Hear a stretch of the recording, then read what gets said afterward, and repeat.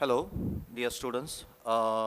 Today we'll continue the excretion and osmoregulation topic. In this, we are going to discuss, first of all, yesterday we have discussed about the process of urine formation. We have discussed the urine formation, it takes place in two main steps. One, chemical process, second, mechanical process.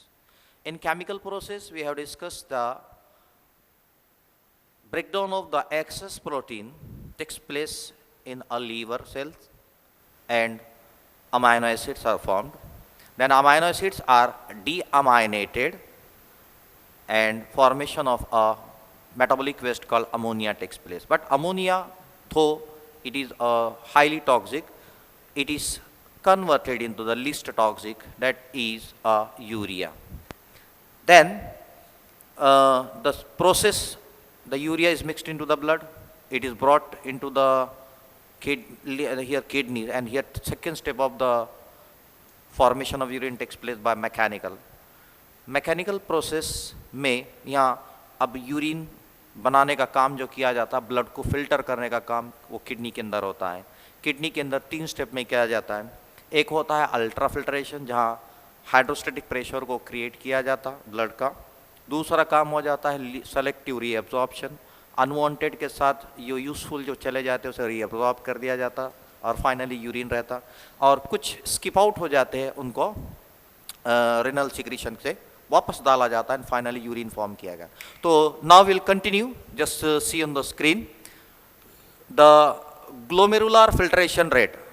अब starting में हमने देखे कि glomerulus से कुछ blood आता है, filtrate किया जाता, छाना जाता है. फिल्ट्रेट जब किया जाता है तो वहाँ पर उसका कितना रेट है, कितने मिनट में कितना ब्लड आता है, कितने ml आता है.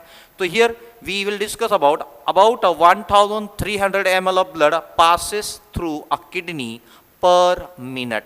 यानी हर एक मिनट में 1300 ml ब्लड किडनी से पर मिनट में जाता है, पास आउट होता है.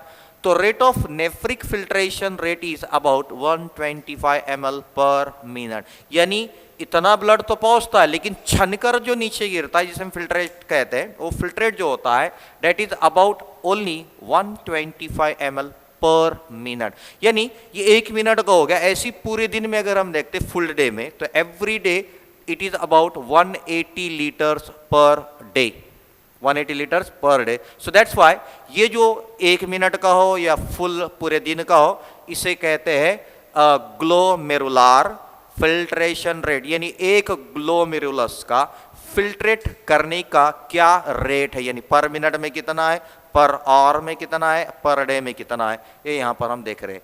यानी अब यहाँ पर हम देखते हैं कि 125 ml ब्लड छनकर नीचे गिर गया, ओके, फिल्ट्रेट गिर गया. लेकिन वो फिल्ट्रेट में सब चीजें आती है, useful as also and non useful. अब यहाँ पर उसमें से रीअब्सॉर्ब किया जाता 99% वापस निकाल दिया गया. It is interesting. यानी 125 ml यानी 180 लीटर पर डे यूरिन तो बनता नहीं है बॉडी के अंदर, फिर उसमें से 99% रीअब्सॉर्ब कर दिया जाता, क्योंकि उसमें यूजफुल भी चले गए. अब यूजफुल को वापस निकालना है तो 99% निकाला जाता. सिर्फ रहता कितना है, only 1 to 1.5 litres discharge per day. सिर्फ फुल डे में उस 180 लीटर में से पूरा निकाल दिया गया. कितना निकाल गया, 179 litre is reabsorbed and only 1 litre to 1.5 litre is left behind. और ये पर डे में तना निकाला जाता, इसे कहते हैं. Then the diabetes mellitus. The diabetes mellitus is nothing but one of the hormonal disorder. ये एक जिसे हम कहते हैं कि हार्मोन इंसुलिन के अंदर डिसऑर्डर होने से डिसीज होती है, that we call as a diabetes mellitus. अगर concentration of blood in the concentration of glucose in the blood, it ranges from 150 to 180 milligram per 100 ml of blood, then it is completely reabsorbed. यानी इतना जो blood में glucose का level होना, यानी 150 से 180 gram milligram पर लीटर. अगर इतनी शुगर ब्लड में, तो ठीक है, उसको रीएब्जॉर्ब कर लिया जाता है, उसको इस्तेमाल कर लिया जाता है, इसलिए वहाँ पर वो शख्स वो इंडिविजुअल वो नॉर्मल होता है। लेकिन अगर किसी इंडिविजुअल में अगर वो 180 से अगर शुगर का लेवल बढ़ रहा है, it exceeds 180 milligram per 100 ml of blood, then it is not reabsorbed by PCT, proximal convoluted tubule उसे reabsorb नहीं करता, फिर उसके ब्लड के अंदर वो बहुत सारा शुगर का लेवल बढ़ते जाता है। This condition it is called the glycosuria condition. माना what is the actual meaning here? Glycosuria यानी ग्लूकोज इन यूरिन यानी level of glucose in urine increases, और इस पेशेंट को हम डायबिटीज मेलिटस पेशेंट कहते हैं। Okay, then kidney failure. What is kidney failure? अब यू नो द फेलियर मतलब क्या है कि काम नहीं करना या ठीक से नहीं होना। क्या काम नहीं करना? किडनी का मेन काम जो होता है वो होता है फिल्ट्रेट करना। किसको? ब्लड के अंदर जो यूजफुल और नॉन यूजफुल है उसको सेपरेट करना, कलेक्ट करना and give out in the form of urine. वो काम जब करने से किडनी ठीक नहीं कर रही है या स्लोली उसका काम में कमी हो रही है, तब उसे हम कहते हैं kidney failure. So this is renal insufficiency, यानी किडनी का काम सफिशिएंटली नहीं हो रहा है। Then in this condition the kidney fails to filter the toxic and waste sub products from blood. ये इंपॉर्टेंट है यहाँ पर। क्या इंपॉर्टेंट है यहाँ पर? कि किडनी फेल्स टू फिल्टर। क्या fail to filter? Toxins and waste products. अब टॉक्सिन्स कौन से हैं? जैसे कि कोई ड्रग्स है या कोई ऐसे केमिकल बॉडी के अंदर इनटेक हो गए फूड से या वाटर से, और वेस्ट तो वो है जो ऑलरेडी बॉडी के अंदर बनाए जाते हैं, मेटाबॉलिक रिएक्शंस में वो कचरा निकल जाता है, उसको निकालना पड़ता है, ब्लड में ही रहते हैं। तो it is decrease in glomerular filtration rate is called the kidney failure. Kidney failure in short उसी को कहते हैं जहां पर ग्लोमेरुलर का जो फिल्ट्रेशन रेट है, यानी कितना है 125 ml पर मिनट या 180 लीटर पर डे। अगर ये 125 से होकर 80 ml आ गया तो मतलब किडनी में कुछ तो भी खराबी है, वो काम नहीं कर रही है, सो उसे हम कहते हैं failure. Then biochemically it is increase in the level of serum creatinine, या फिर केमिकल लेवल पे अगर हम बात करते हैं तो ब्लड के अंदर क्रिएटिनाइन का लेवल बढ़ रहा है। क्रिएटिनाइन एक वेस्ट प्रोडक्ट है जिसको निकालना चाहिए, ब्लड से फिल्टर कर कर बाहर फेंकना चाहिए। सो स्टॉप कर दो उसको। So we were discussing about the kidney failure. Actually there is a decrease in the level of glomerular filtration जो कि 125 ml पर मिनट और 180 लीटर पर डे। नॉर्मली इतना फिल्ट्रेशन होना था लेकिन वो फिल्ट्रेशन नहीं हो पा रहा, या किडनी में कुछ तो भी फॉल्ट या खराबी आ गई जिसकी वजह से वो जो फिल्ट्रेशन बनना था पर मिनट पर डे का तब नहीं होता है, या फिर अचानक ब्लड के अंदर लेवल ऑफ क्रिएटिनाइन बढ़ना शुरू होता है, या फिर there is increase in the level of glucose. Normally जो रेंज ऑफ ग्लूकोज जो होती है वो ब्लड के अंदर उतनी होना जैसे कि 150 to 180 मिलीग्राम पर 100 ml। अगर ये लेवल बढ़ रहा है इसका मतलब किडनी फिल्टर करके उसको नहीं निकाल रही है, इसका the patient become the diabetes mellitus. Then the kidney failure के प्रॉब्लम्स की वजह क्या है? What are the problems suffering the patient may suffer? The abnormal fluid level. अब किडनी जब अपना काम नहीं कर रही है, किडनी फिल्ट्रेट नहीं कर रही है, तो automatically the level of water and salt imbalance हो रहा है। वाटर का लेवल यहाँ फ्लूइड का लेवल इम्बैलेंस हो रहा है। Then change in the acid level. Obviously हमने ऑलरेडी देख चुके हैं कि यहाँ पर during the renal secretion hydrogen potential को जहाँ ज़रूरी है वहाँ पर डाल दिया जाता, अगर बहुत कम हो रहा तो डाल दिया जाता, अगर ज़्यादा हो रहा तो निकाल दिया जाता। यानी pH of urine should be maintain, pH of body fluids जैसे कि ब्लड है, उसके बाद टिश्यू फ्लूइड है, इनका भी पीएच फिक्स है, उसको वैसा ही रेगुलेट करना पड़ता है। तो यहाँ पर वो काम ये किडनी नहीं करेंगी तो ये पीएच लेवल भी चेंज होना शुरू हो जाता। Then abnormal levels in potassium, calcium, phosphate and this may lead to the anaemia also. ये भी कई रीजंस है कि यहाँ पर सही लेवल्स ऑफ पोटेशियम ये बहुत ज़रूरी होते हैं। ये मिनरल्स है जैसे कि पोटेशियम है, कैल्शियम है, फॉस्फेट, इनका भी लेवल उतना ही बॉडी के अंदर होना, बॉडी फ्लूइड में होना जितना कि नेचुरली जितनी रिक्वायर्ड है। लेकिन कभी कभार ऐसा होता है कि अगर किडनी इसको सही बैलेंस नहीं कर रही है, रीअब्जॉर्प्शन में नहीं हो रहा है, तो यहाँ पर ऑटोमेटिकली ये लेवल इन्फ्लक्स हो रहा है, एक तो बढ़ते जा रहा है या फिर यूरिन के साथ आउटसाइड निकल कर चले जा रहा। So this is nothing but imbalancing in a kidney failure. Then depending on the cause, क्या रीजन है, क्यों हो रहा है, डिपेंडिंग अपॉन द कॉज मतलब क्या, क्या वजह है, ये क्यों हो रहा है, किडनी काम क्यों नहीं कर रही है, क्यों फिल्ट्रेशन रेट में डिफरेंस आ रहा है, क्यों उसके बॉडी के अंदर के फ्लूइड के लेवल में, अंदर के एसिड लेवल में चेंज आ रहा है, depending upon the cause, reason पता होना चाहिए कि कुछ रीजन ऐसे जहां पर हेमाटोयूरिया कंडीशन होती है। हेमाटोयूरिया मतलब अगर इसको वर्ड को हम देखेंगे तो हेमा कहते हैं ब्लड को, यूरिया माना loss of blood in urine. कभी कभार आप यहाँ फोटोग्राफ में देख सकते हैं कुछ पेशेंट के यूरिन का कलर रेड हो गया, इसका मीनिंग ये है कि उसके यूरिन से ब्लड बाहर निकल रहा है, उसे हम कहते हैं हेमाटोयूरिया कंडीशन। लेकिन कुछ पेशेंट के जो यूरिन होते हैं जिसके अंदर यूरिन में प्रोटीन का लेवल ज़्यादा लॉस होता है, प्रोटीन बहुत ज़्यादा गिरता है, जैसे कि आप फोटोग्राफ में देखिए, this is the A and this the B.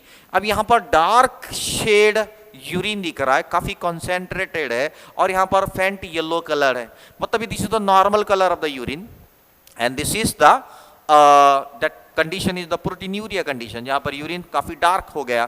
Then long term problems में सफर फ्रॉम अदर डिसीजेस जैसे कि कार्डियोवास्कुलर डिसीज, और कभी कभार किडनी पे उसका इफेक्ट होने की दूसरे रीजन भी है। क्या रीजन है, जैसे कि कुछ पेशेंट है ऑलरेडी वो हार्ट का प्रॉब्लम का, उसका कार्डियोवास्कुलर पेशेंट है, वो डिसीज से कई सालों से या कई दिनों से उन्हें उसमें ऑलरेडी इन्वॉल्व है, तो उसका इम्पैक्ट उसके किडनी पर भी पड़ता है और किडनी का आउटपुट में भी फर्क पड़ता है। This is then there are the types of the kidney failure. अभी किडनी काम नहीं कर रहे हैं, कुछ तो उसके अलग अलग टाइप्स होते हैं, जिसमें से पहला है acute kidney injury, second is the chronic kidney disease. Number one acute kidney injury, जिसे एक के आई कहते हैं, दूसरा है chronic kidney disease CKD. Now अभी पहला हम देखेंगे नंबर वन एक्यूट। ये acute kidney disease is also called as the acute renal failure, इसे ये भी कहते हैं। एक्चुअली इसके अंदर किडनी में slowly gradually the progress goes on failure, renal function में फेल्यूर होना शुरू होता है, स्लोली ग्रेजुअली या काम उसका कम होना शुरू होता है। This condition is there is oliguria condition. Oliguria condition मतलब क्या होता है, decreased urine production about 400 ml per day in adult. कभी कभार ऐसा होता है normal range of a urine secretion is about 1 to 1.5 litre per day, normal इतना यूरिन बनना चाहिए। लेकिन जिस पेशेंट में या जिस ह्यूमन में अगर यूरिन का लेवल, प्रोडक्शन ऑफ लेवल कम हो रहा है, कितना हो रहा है यहाँ पर 400 ml, ये कि 50% हो गया, यानी जितना यूरिन बनना था उससे उसका लेवल कम हो गया, तब ऐसी condition is called as the oliguria condition.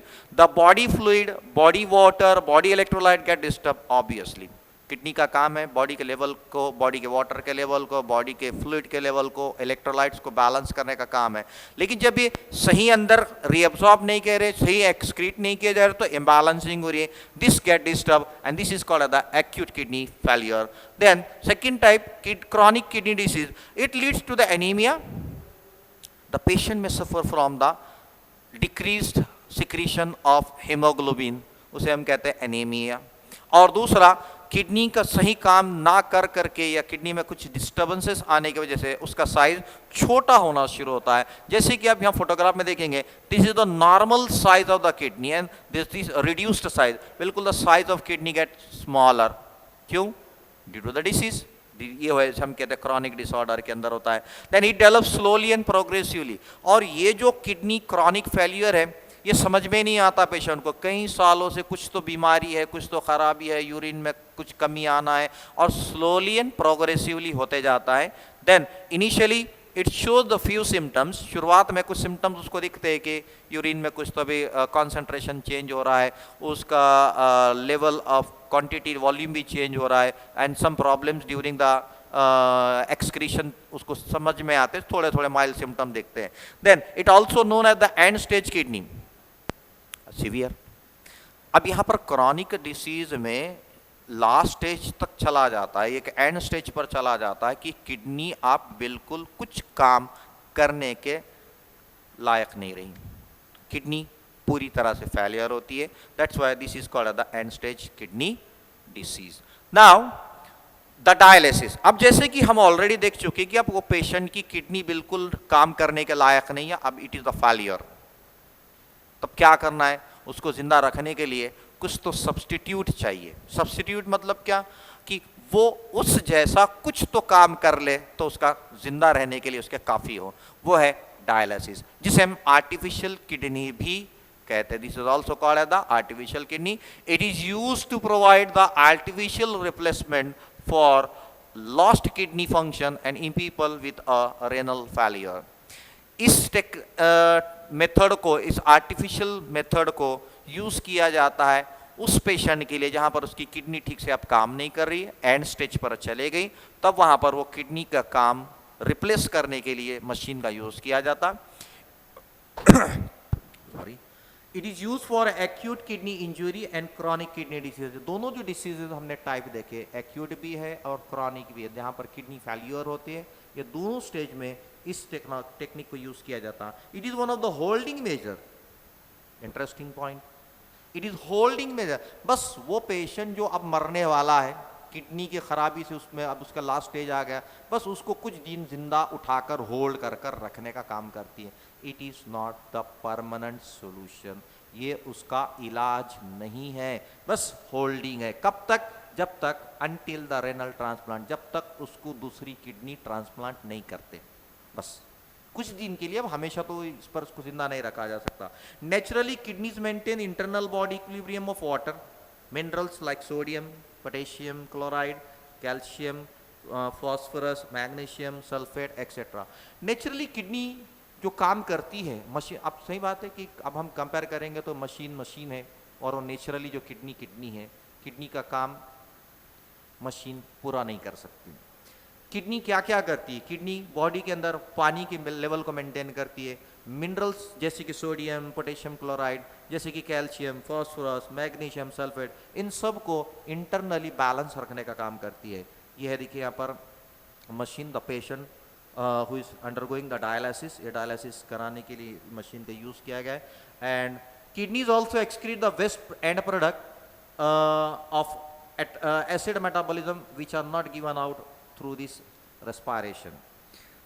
Kidney water balance, mineral balance तो कर रही है, उसके साथ साथ एसिड का जब मेटाबॉलिज्म होता है तो जो एसिड के वेस्ट मेटाबॉलिक मटेरियल्स होते हैं, एंड प्रोडक्ट्स होते हैं, उसको भी रेस्पिरेशन से निकाल नहीं पाते, तब उसको ये किडनी निकालने में हेल्प करती है। Kidney also function as the part of endocrine system by producing the erythropoietin and calcitriol. तो यहाँ पर ये दो हार्मोन वेरी इंटरेस्टिंग है। किडनी नॉर्मली हम समझते हैं कि किडनी सिर्फ यूरिन बनाने का काम करे, ब्लड को फिल्टर करे, नहीं, इसके अलावा भी किडनी में दो इंपॉर्टेंट काम है, जैसे कि दो हार्मोन को तैयार करना। वन इज एरिथ्रोपोइटिन, अभी एक ऐसा हार्मोन है जो कि आरबीसी प्रोडक्शन में यूज किया जाता। It is one of the stimulant which stimulate the bone marrow. देखो किडनी में इसका फॉर्मेशन होता है, लेकिन ये बोन मैरो का ऑर्डर देता है कि to do the production of RBC. दूसरा है कैल्सिट्रॉल, एक हार्मोन जो कि बोन फॉर्मेशन में हेल्प करता है, कैल्शियम को डिपोजिशन कर कर बोन को रिजिड एंड टफ करने में हेल्प करता है। वो हार्मोन भी यहाँ पर किडनी सिक्रीट करती है, जो कि एक आर्टिफिशियल मशीन नहीं कर सकती।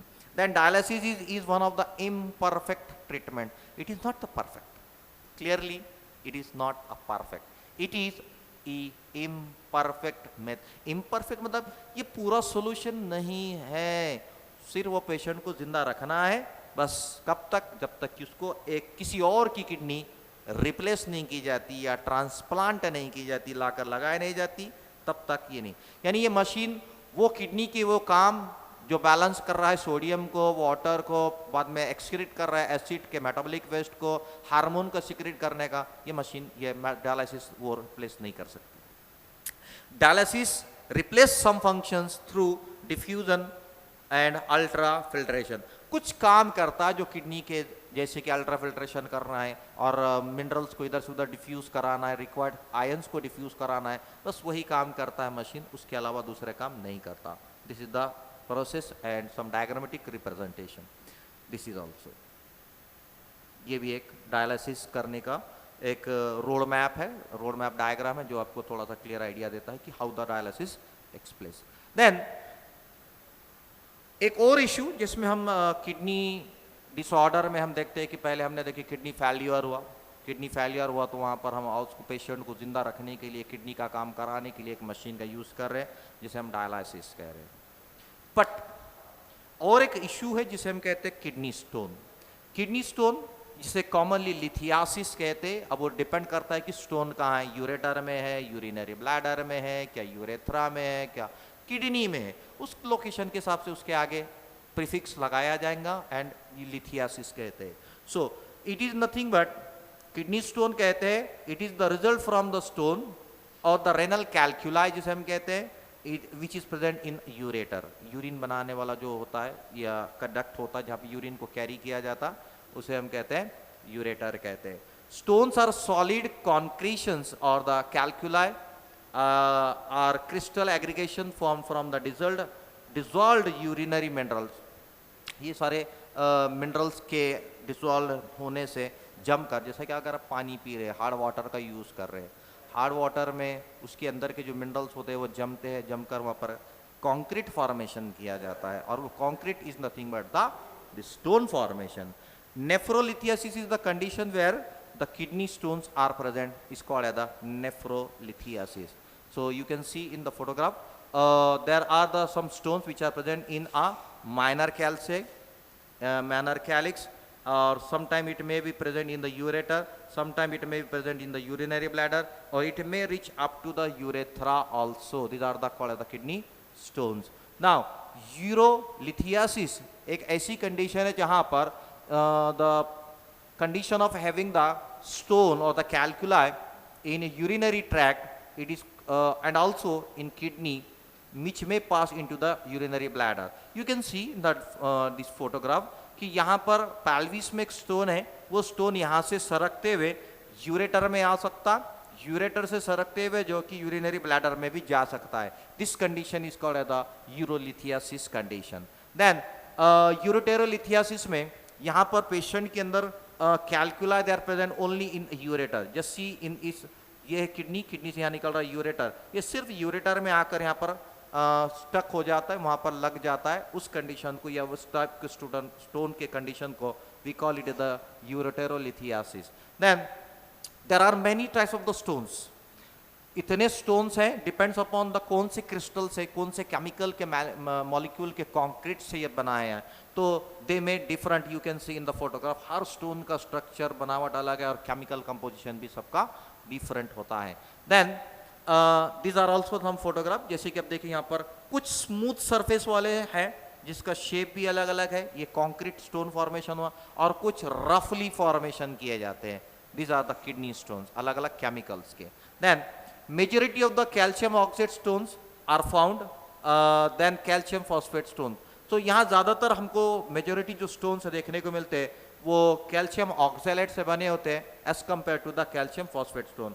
रेयरली, कभी बहुत कम पेशेंट्स में रेयरली वो स्टोन्स, जैसे कि स्ट्रोवाइट स्टोन जिन्हें कहा जाता है, स्ट्रोवाइट स्टोन्स कम बहुत होते हैं क्योंकि ये बनते हैं यूरिया के तोड़ने वाले बैक्टीरिया से। क्या होता है, यूरिनरी ट्रैक्ट में जब इन्फेक्शन होता है वहाँ कुछ बैक्टीरिया आते हैं अंदर की, उस यूरिया को वो स्प्लिट अप करना, उसको तोड़ना शुरू करते हैं बाय द केमिकल प्रोसेस। जब स्प्लिट अप होता है तब वहाँ पर एक स्टोन फॉर्मेशन होता है जिसे कहते हैं स्ट्रोवाइट स्टोन, जो कि बैक्टीरियल की वजह से, स्प्लिटिंग की वजह से बनता है या फिर उसके अंदर इन्फेक्शन हो जाता है। देन यूरिक एसिड की भी कुछ स्टोन्स हैं जो कि बहुत रेयर देखने को मिलते हैं, जिसे सिस्टीन स्टोन भी कहा जाता है। ये बनती है due to the abnormal metabolic reaction. जब बॉडी के अंदर एबनॉर्मल मेटाबॉलिज्म होता है तब ये formation of such stones can be seen. Then renal transplantation, just we have discuss, अभी हमने डिस्कस किए कि जब कोई पेशेंट की किडनीज एबनॉर्मल काम कर रही है, फेलियर हो रहा है, वो वहाँ पर इनिशियल स्टेज हो या फिर वो फाइनल स्टेज में हो, लेकिन किडनी जब खराब हो जाती है, एंड स्टेज पे चला जाती है, होल्डिंग मेजर का यूज कर रहे हैं हम वहाँ पर, तब आखिर में किडनी ट्रांसप्लांट करना बहुत ज़रूरी हो जाता है। किडनी ट्रांसप्लांट करने का जो प्रोसेस है वो हम डिस्कस करेंगे। It is a kidney transplantation in the patient with the end stage renal disease में होता है। नॉर्मल किसकी थोड़ा बहुत प्रॉब्लम है, किडनी स्टोन है, उसको किडनी ट्रांसप्लांट नहीं करते हैं। किडनी ट्रांसप्लांट वहाँ करेंगे जहाँ उसको डायलिसिस पर जिंदा रखा जा रहा है, तब उसको यूज किया जाता है। अब किडनी ट्रांसप्लांट करने के लिए सबसे पहला क्वेश्चन आता है कि किडनी कहाँ से लाए, किडनी कौन देगा। किडनी ट्रांसप्लांट करने के लिए किडनी की जरूरत होती है, तो it is given by the two condition, दो टाइप होते हैं यहाँ पर। एक है डिसीज्ड डोनर, जिसे पहले कैडेवरी के नाम से भी पुकारा जाता। डिसीज्ड मतलब क्या हो गया, अब वो किडनी डोनर जो कि मरने से पहले कहता है कि विल करता है कि मेरे मरने के बाद मेरी किडनी किसी को डोनेट की जाए, तब वो मरने के बाद यानी मरे हुए डेड बॉडी से जो दी जाती है उसे डिसीज डोनर कहते हैं। और कुछ ऐसे थे कि जिंदा होते, दो किडनी उसके अच्छे हैं, दोनों फंक्शन कर रहे हैं, वो अपनी वाइफ को, अपने बेटे को, या बेटा अपनी माँ को, या वाइफ अपने हस्बैंड को जब जिंदा है और वो किडनी डोनेट करना चाहती है या देना चाहता है, तब उसे हम कहते हैं लिविंग। अब इसके अंदर दो टाइप हमको देखने को मिलते हैं। एक तो जेनेटिकली रिलेटेड होना जरूरी है, जैसे कि husband and wife, no they are not genetic, लेकिन बाप बेटा या माँ बेटा या भाई बहन, ये जो होता है जेनेटिकली रिलेटेड होते हैं, ये एक दूसरे को किडनी डोनेट कर सकते हैं लिविंग में। And some they are unrelated. Unrelated में क्या हो कि अनफॉर्चुनेटली कभी कभार ऐसा हो जाता है कि एक पेशेंट ऑलरेडी हॉस्पिटल में एडमिटेड है, वहाँ किडनी उसको ट्रांसप्लांट करने को उसकी वाइफ देना चाहती है, लेकिन उसको मैच नहीं होती। उसी सेकेंड रूम में एक और एक पेशेंट है जिसकी, वो भी सेम केस से सफ़र कर रहा है, उसकी किडनी भी उसके हस्बैंड को मैच नहीं हो रही, लेकिन फॉर्चुनेटली वो एक पेशेंट के वाइफ की किडनी दूसरे पेशेंट के हस्बैंड को मैच हो रही है और इसकी किडनी उसका मैच है। ये बहुत बड़ा मिरेकल होता है कभी कभार, इसे हम कहते हैं अनरिलेटेड है लेकिन मैच हो जाती है, तब ये किडनी ट्रांसप्लांटेशन का फोटोग्राफ है, जहां पर हम देख सकते हैं कि how the kidneys they are surgically transplanted and they are sutured, और उसको कैसा लाइगेट किया जाता है, जोड़ दिया जाता है। This is the